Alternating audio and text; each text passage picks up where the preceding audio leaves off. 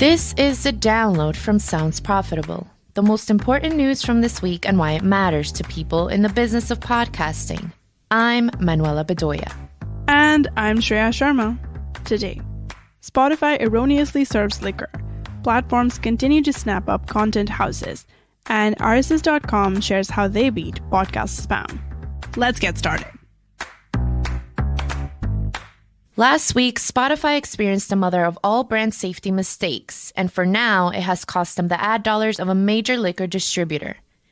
As originally reported by Tanner Campbell in Saturday's issue of Dispatches from the Booth, sometime on Saturday, Spotify began serving a banner ad for bourbon distillery Wild Turkey to the profile of every podcast. This led to numerous screenshots demonstrating just how unfortunate such a slip-up can be, including children's entertainment and podcasts discussing sobriety. On Tuesday, Wild Turkey made an official statement on the matter. Quoting their statement, "We are disappointed that the implementation of the campaign by Spotify was inconsistent with our advertising code and have paused all media with Spotify pending results of the investigation. We are members and partners of the Distilled Spirits Council of the United States and Responsibility.org, and unequivocally support a responsible marketing agenda." End quote. The download has covered numerous stories involving new tech designed to ensure brand safety when it comes to problematic podcast hosts or suspect content in an existing brand's catalog. But this slip-up shows brand safety doesn't stop at the content of the podcast itself, which leads to a decision that might set up further problems in the very near future. This Monday, Izzy Lepowski published an article for Protocol highlighting Spotify lifting its 2-year ban on political ads. Quoting the article, "In an email the company sent out to the potential partners this week, Spotify said that political ads will appear across thousands of podcasts on and off Spotify. An accompanying presentation promises political advertisers the ability to target niche audiences and tap into AI-driven contextual targeting, which allows advertisers to place ads in podcasts when they are discussing issues relevant to their target audiences." End quote. Lepowski highlights the uphill struggles Spotify has ahead of them. While competitors like Meta and Google have made efforts to be open with political advertisements by maintaining large public archives, Spotify is starting from scratch. The Wild Turkey slip-up isn't enough to raise alarms at Spotify's ability to run ads ethically. Mistakes happen. That said, it does highlight just how impactful a mistake can be when made by a massive player in the industry, a player now dabbling in an area of advertising infamous for its ability to spread disinformation.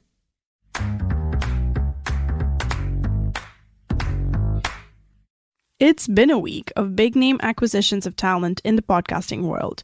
The massive, long-running interview podcast, WTF with Mark Maron, signed with Acast, according to a Brad Hill article published Tuesday. The article quoted Ross Adams, CEO of Acast, as, I quote, "Entering into a partnership with the podcast giant Mark Maron is a big win for Acast and for the open podcasting landscape, as this deal guarantees that the podcast can continue to be listened to by everyone, everywhere, and on their preferred listening platform." End quote. WTF, which previously operated as an independent production with a paywalled back catalog, available for a fee on its website, will now switch to offering older episodes to Acast Plus subscribers as bonus content. For the audience, little will change, but Acast has just inherited one of the biggest names in podcasting outside of Spotify's walled garden and gets to handle ad sales. Establishing the trend for the week, Monday saw a press release from SiriusXM announcing the acquisition of Team Coco, most notably bringing aboard the podcast Conan O'Brien Needs a Friend.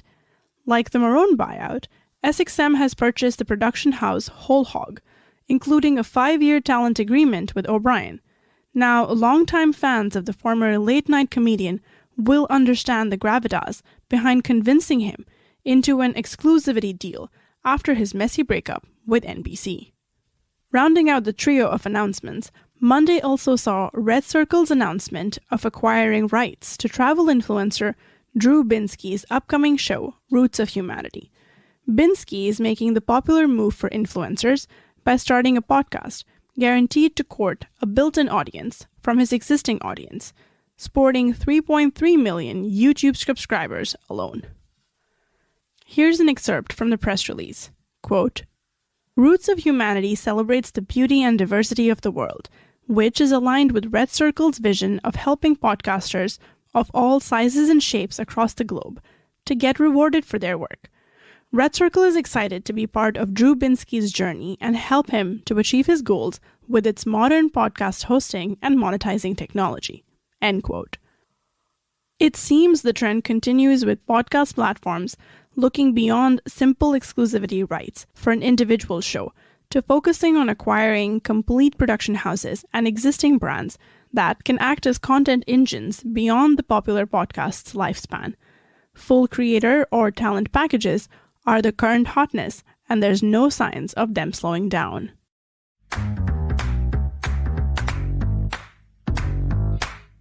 This Monday, Sounds Profitable's own Brian Barletta covered the launch of Buzzsprout's new ad project in a thread on Twitter.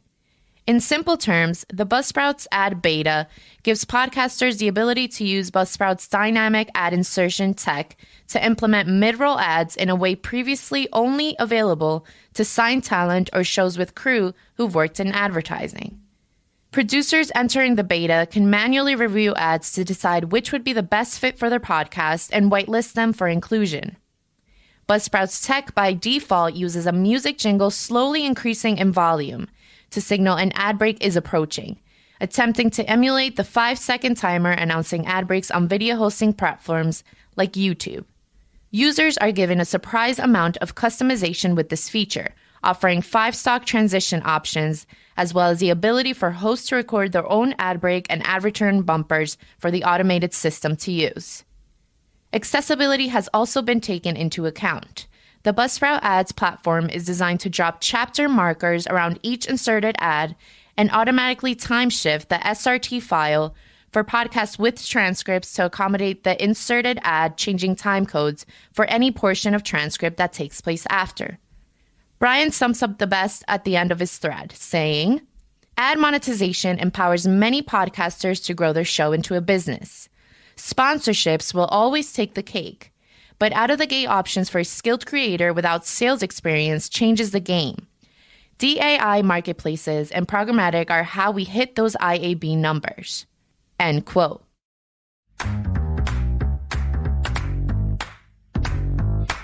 A few days ago, a string of spam podcasts were published on major platforms, all containing a single episode of unrelated audio aimed at using the show art and description fields to promote escort services in various locations in the United Arab Emirates.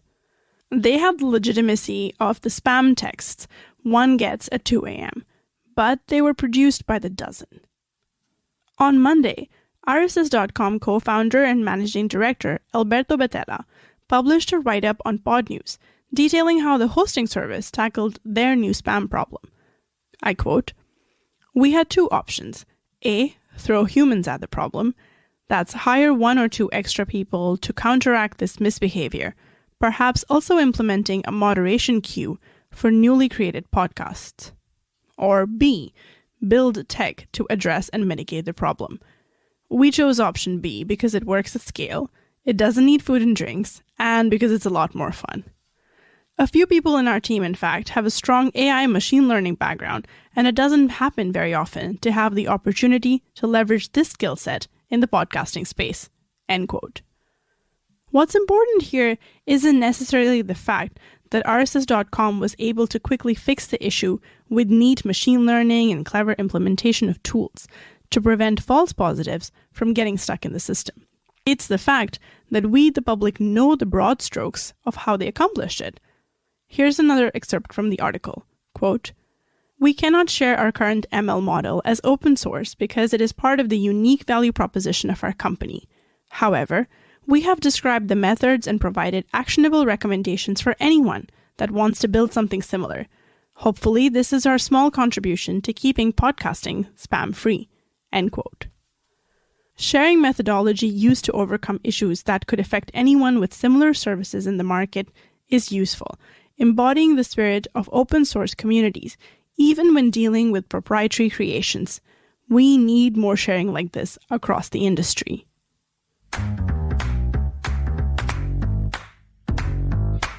Finally, it's time for our semi-regular roundup of articles that didn't make it into today's episode, but are still worth working into your weekend reading. The first, streamers are creating companion podcasts for superfans of their shows by Alyssa Myers. And Do You Have a Development Deal with Audible Yet? By J. Clara Chan. And that was the download from Sounds Profitable. I know we went through these fast, so be sure to check out the links to every article mentioned right in your podcast listening app or on soundsprofitable.com/thedownload. And thank you for sticking with us as we bring you the top stories you might have missed from the past week. I'm Manuela Bedoya. And I'm Shreya Sharma. Our producers are Brian Barletta and Ivo Terra. Special thanks to Gavin Gaddis for writing today's script and to Omni Studio for hosting The Download. And as always, thanks to you for joining us. Robot? Download complete.